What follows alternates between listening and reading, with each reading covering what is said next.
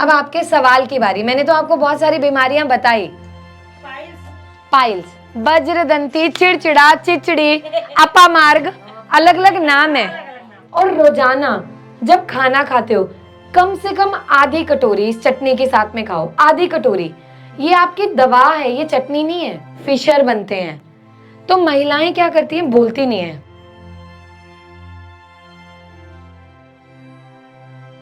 अच्छा, अब बात है कोई ऐसी बीमारी जिसके बारे में आप लोग मुझसे पूछना चाहते हो, बताइए। अब आपके सवाल की बारी। मैंने तो आपको बहुत सारी बीमारियां बताई। पाइल्स। अच्छा, बवासीर भी ना आज के समय में बहुत ज्यादा बढ़ने लग गया। 10-10, 12-12 साल के बच्चों को बवासीर है। यहाँ कोई है जिसे दिक्कत है? एक तो ना ये बताते नहीं है लोग, इसमें तो मैं कह रही हूँ चुन्नी से मुंह ढक लेते हैं। हाँ, उसको बवासीर हो गया। होता है। हाँ देखो, अब बवासीर होने के कारण अलग अलग है। कोई व्यक्ति बहुत लंबे समय तक काम बैठ के कर रहा है तो उसका सारा नीचे का जो उसका लैट्रिन करने की जगह प्रेशर वहां पे है, या अंदर प्रेशर बढ़ गया। लेकिन अधिकतर लोगों में जब लंबे समय से कब्ज रहती है, पेट साफ नहीं होता, गैस बनती है, एसिडिटी ज्यादा बनती है, तेजाब बनता है, गले में खट्टा पानी आ रहा है, मुंह में कड़वा पानी आ रहा है, वो आपकी पूरी पाचन प्रणाली को, यानी जो ये हिस्सा है, हम इसको पेट बोलते हैं ना, ये पेट थोड़ी है पूरा। पेट कहाँ है हमारा, बताइए। ये पेट है। हम यहां से खाना खाते हैं, यहां गया, ये इतने से हिस्से में इतनी सी थैली पेट है। जब ये पेट में जितनी जरूरत थी उसने रखा, फिर उसके बाद उसने हमारी आंतों में भेज दिया। यहाँ हमारी छोटी और बड़ी आंत है। वो आंत को जितना खाने की जरूरत थी पचाने की रखा, बाकी उसमें मल के रूप में तैयार होता है। लेकिन जब वो मल अपनी आंतों से बाहर नहीं आ पाता, लोगों को 1-1, 2-2 दिन लैट्रिन नहीं आती, सप्ताह सप्ताह वो कोशिश करते हैं, मल सख्त होने लगता है, लग के आएगा तो वो आपका जो अंदर का स्पिंक्टर है, जो ये हिस्सा है, यहाँ पे सूजन करने लगता है, प्रेशर बढ़ता है, और वो या तो जब घिसेगा सख्त मल आएगा तो खून आता है, खूनी बवासीर। नहीं तो कई महिलाओं में बाधी, उन्हें दर्द होता है, वो बैठ नहीं पाती। क्यों? क्योंकि यहाँ सूजन आ जाती है, हाथ नहीं लग पाता इस हिस्से में, यहाँ पे सूजन, यहाँ पे कट लगने लग जाते हैं, फिशर बनते हैं। तो महिलाएं क्या करती हैं, बोलती नहीं है। अब ये चीज मुझे कैसे पता है? अब जब मैं मरीज देखती हूँ, वो आती हैं, मैं बोलती हूँ कब से? 10 साल से। कब से? 15 साल से। क्यों नहीं बताया? शर्म आती थी। अच्छा, आप 15-15 साल परेशान हो। ये बताइए, बादी भी है और खूनी भी है, तो खूनी का इलाज हो जाता है। मस्से हैं, जी मस्से हैं। मस्से वाले हैं। अब क्या होता है, जैसे बवासीर होती है, शुरुआती समय में मस्से नहीं बनते। शुरुआती समय में क्या होता है, जैसे ये आपकी लैट्रिन करने की जगह है, इसके अंदर प्रेशर बढ़ता है, तो वो क्या होता है, जब लैट्रिन अंदर से मल सख्त आता है तो वो इसको सुजा देता है, सूजन आती है, वो लग के आएगा तो खून होगा। जब वो समय बढ़ जाता है, यहाँ मस्से बनने लगते हैं। अब जो मस्से बनते हैं ना, यहाँ पे अगर उनमें क्षमता है घर में खत्म होने की, तो आपने घर पे क्या करना है, एरंडी का तेल लेना है, उसमें थोड़ी सी हल्दी, अम्बा हल्दी डालनी है, और लौंग का पाउडर डालना है, और उसको गाढ़ा सा लेप बनाना है, और जहाँ भी मस्से हैं ना उन पे घिसना है। आंबा हल्दी आती है मार्केट में। ना दवाई बदे आप पंसारी को बोलोगे ना, वो दे देगा। हाँ, जैसे कस्तूरी, अलग अलग तरह की हल्दी होती है ना। देसी में आमा हल्दी। हाँ, मतलब आमा हल्दी, अम्बा हल्दी हम आयुर्वेदा में वो बोलते हैं ना। तो वो जहाँ मस्सा हुआ वहां पे हल्का हल्का उसको लगा के दिन में 2 बार घिसो। हल्दी और अरंडी का तेल, एरंडी का तेल, हल्दी उसमें, और लौंग का पाउडर। ये तीक्ष्ण है, इनका काम खुरेदना है। और अगर जो ये नहीं कर सकता तो आप पुटकंडा बोलते हो ना, अपा मार्ग पुटकंडा। जब आपके ये गली में हम आ रहे हैं ना, तो ये सड़क के साइड में इतने इतने पेड़ हैं, उसमें से लंबी सी डंडी और उसमें कांटे लगे हुए हैं, वो कपड़ों पे चिपक जाते हैं, चिचड़ी चिड़चिड़ा बोलते हैं उसको। वो तो देखो आपके मतलब वहां से मैं आते आते देख के आई हूँ आपके गांव में क्या क्या उपलब्ध है, ताकि आपको बता पाऊँ। उसको बजदंती हाँ, वज्रदंती, चिड़चिड़ा, चिचड़ी, अपामार्ग, अलग अलग नाम है। आप उसका भी पाउडर बना सकते हो, उसके पत्ते और उसके वो लेके पाउडर सुखा लो और उसको एरंडी के तेल में मिक्स कर लो, और जो मस्से होते हैं ना उस पर आप धीरे धीरे घिसो। वो शुरुआती दौर में आपको लगेगा, पर वो मस्सों को ना सुखाने में मदद करता है। अगर मस्सा बहुत गहरा नहीं है, ऊपरी तौर पे, वो झड़ जाता है। दूसरी, कब्ज को दूर करना है। जब कब्ज दूर होगी ना, खून आना भी कम होगा, आराम मिलेगा। सूखा नारियल खाओ, सूखा नारियल। कमल नाल खानी है, जो ककड़ी, कमल ककड़ी भी बोलते हैं, कमल नाल भी बोलते हैं। परवल की सब्जी, कमल कट्टा नहीं, कमल लोटस की, जो कमल के फूल की लकड़ी होती है नीचे की, वो आपको मदद करती है। छाछ, सबके घर में छाछ है। छाछ में आपने नारियल की जटा का पाउडर, नारियल की जो जटा होती है उसको भून के उसका पाउडर बना के उसको घोल के पियो। खून आना कम होता है, लेकिन अगर आपकी बीमारी बहुत पुरानी होगी फिर आप दवा से ठीक करोगे। ये आपको आराम दे देगी। मतलब मैंने 100 है ना बीमारी, तो 70-80% तो इसी से आराम आ जाएगा। जो 20 बचा है, खानी है दवा खाओ, नहीं तो रहने दो। ऐसे है। कोई और बीमारी समझ आ गया ये सबको? शर्म तो नहीं आई ना? ठीक है,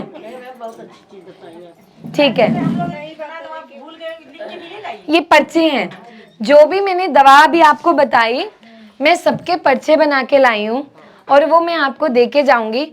और जो बीमारियां मैंने नहीं भी बताई, क्योंकि समय वैसा है, उन बीमारियों का जैसे दमा, अस्थमा, बाल झड़ना, चेहरे की झाइयाँ, पिंपल, एक्ने, सब कुछ उस पर लिखा है, तो आप लोग कर सकते हो। लेकिन कोई ऐसी बीमारी जो आपको लगता है कि पूछना है, बताइए। इसको सर्दी होने पर अस्थमा होता है, सांस फूलने लगती सांस फूलने लगता है, पंप देते हो है। नहीं पंप इनहेलर नहीं। इसको?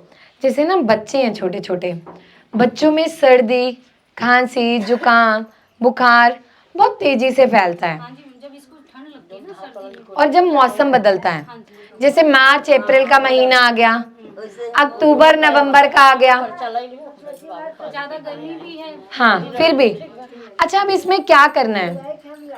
जो कच्ची हल्दी होती है ना, अदरक वाली हल्दी, आपने क्या करना है, कच्ची हल्दी को घिस के उसका पानी निचोड़ना है।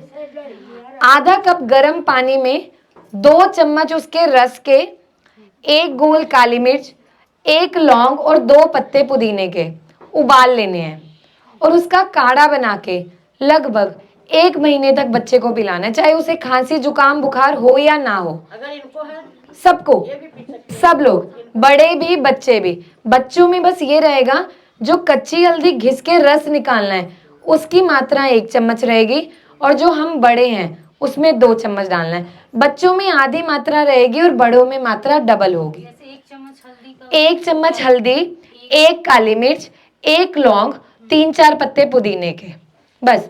बड़ों में 2 काली मिर्च, 2 लौंग, 7-8 पत्ते पुदीने के डाल लिए, 2 चम्मच हल्दी। ये आपके फेफड़ों में अंदर जो कफ जमा होता है, जिस वजह से ऐसे सांस आता है, आवाज आती है, ये जो ये वाली है, ये उज्जै, यहाँ से आवाज क्यों आती है? जब ये दिक्कत आती छाती में, फेफड़ों में ऑक्सीजन जो ताजा वातावरण से जानी चाहिए वो नहीं जा रही। और दूसरा काम क्या करना है, देसी घी लेना है, उसमें काला नमक डालना है और बच्चों की छाती में रोजाना सोने से पहले मालिश करनी है। देसी घी और नमक ऊपर से जब मालिश करते हैं तो वह अंदर से जमे कफ को धक्का मारता है कि तू बाहर निकल। सुबह या शाम, कभी भी सोने से पहले। बस ये है कि जब करना है, बच्चा 1 घंटा अंदर है, ये नहीं कि आपने गर्म मालिश की और बच्चा बाहर जा रहा है फिर, तो सोने से पहले, ठीक है? वो एक बार शाम के समय बहुत आराम मिलता है। बाकी आप मेरे से अभी दवा लिखवा लेना, इनको दो, ठीक हो जाएगा, ठीक है? तो बहुत बहुत शुक्रिया, आप लोगों ने इतना कीमती समय दिया, सुना। आप लोगों को अच्छा लगा? गैस के लिए? अच्छा सुनिए, आप लोग चटनी बनाते हो, चटनी खाते हो? पता है गैस एसिडिटी के लिए चटनी सबसे बढ़िया दवा है। बस चटनी को हमें थोड़ा सा बदलना है। कैसे? पुदीना, कड़ी पत्ता, अदरक, उसमें 2 कलियां लहसुन की, अनारदाना, नमक, इसको डाल के एक पूरा घोल बना लो चटनी का। और रोजाना जब खाना खाते हो कम से कम आधी कटोरी इस चटनी के साथ में खाओ, आधी कटोरी। ये आपकी दवा है, ये चटनी नहीं है।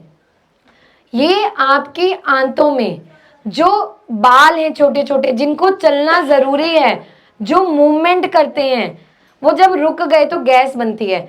जब आप 15-20 दिन रोजाना ये चटनी खाओगे ना, आपकी गैस बनना कम हो जाएगी और आपको आराम मिलेगा। और जो मैं पर्चा दे रही हूँ उसमें 3 से 4 गैस की अलग से बना के लिखी हैं घरेलू उपचार, आप वो शुरू करना।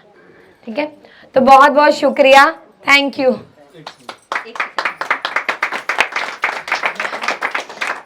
बहुत बहुत धन्यवाद doctor Upasana ji. Thank you. और इतनी कीमती, ये आवाज क्यों नहीं आ रही है, 1 मिनट आपने बंद कर, 1 सेकंड लो। बहुत बहुत धन्यवाद। आप इतनी दूर से 700 किलोमीटर दूर से, सोचिए 700 किलोमीटर दूर से आए, हम लोग घर से नहीं निकल पा रहे हैं कि आकर के हम इतनी कीमती जानकारी जो दे रही हैं, आप जाएंगी फीस देंगी तब जाकर कहीं आपको ये सब जानकारियां मिल पाएंगी। और इतना आपके लिए क्या कहूँ मैं, शब्द नहीं है कि बहुत बहुत धन्यवाद आपको भी और आपको भी। मैंने आपसे बताया था कि मैं कहीं दूसरी जगह आई हूँ, इसलिए मैं थोड़ा नहीं कर पाई, लेकिन नेक्स्ट बार से मैं आपको अच्छी मीटिंग और अच्छा वो दूंगी। फिर भी जो हुआ अच्छा हुआ, जितने हुए ये सब आगे भी फैलाएंगे इन सब बातों को। इसके लिए बहुत बहुत धन्यवाद। आप सबको भी धन्यवाद जो थोड़ा सा समय, कीमती समय दी और अच्छी जानकारी ली, उसके लिए बहुत बहुत धन्यवाद। Thank you. एक सेकंड, तो हम यहाँ पे आए 700 किलोमीटर दूर आप लोगों के लिए, तो बहुत से लोगों के ना मन में ये सवाल आता है कि भाई ये लोग क्यों कर रहे हैं, किस लिए कर रहे हैं। देखिए हम लोग ना आप लोगों के लिए कर रहे हैं, हमें कोई पैसा नहीं दे रहा है, कोई सरकार, कोई ऐसी संस्था नहीं है जो आके हमें पैसा दे रही है। हमारी अपनी संस्था है एक फाफ, उसमें भी बहुत मुश्किल से थोड़े बहुत लोगों से सहयोग करते हैं और हम किसी को सहयोग के लिए बोलते भी नहीं हैं। 90% जो ये सारा कैंप वगैरह लगता है, यहाँ पे जो पैड्स वगैरह बांटे जाते हैं, हम पिछले 1 साल में 2.5 लाख पैड बांट चुके हैं दिल्ली में, और अगले सिर्फ 1 महीने के अंदर 2 लाख पैड यूपी बिहार में बांटे जाएंगे। तो ये लोग, हम हस्बैंड वाइफ हम खुद से करते हैं और हमारी इसमें टीम का भी बहुत सहयोग रहता है जो दिन रात हमारे साथ चलती है। सब अपने माँ बाप को छोड़ के हमारे साथ चल रहे हैं।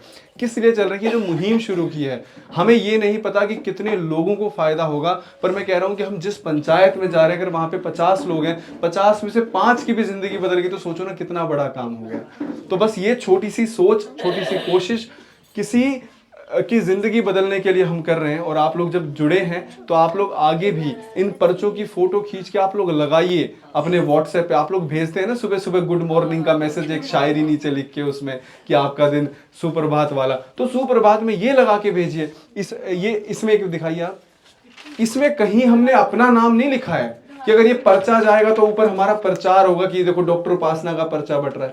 ये हमने ऐसे ही, हमें अपना प्रचार नहीं चाहिए। हमें ये वीडियो क्यों बनती है? ये वीडियो इसलिए बन रही है कि यहाँ पे सिर्फ 50 लोग सुन रहे हैं, पर इन वीडियो के माध्यम से 50 लाख 5 लाख लोग सुन पाएंगे। बाकी पर्चों पे कहीं नाम नहीं है। सुप्रभात के मैसेज के साथ इन वीडियोस को, इन पर्चों को भेजना आप शुरू करिए। धन्यवाद।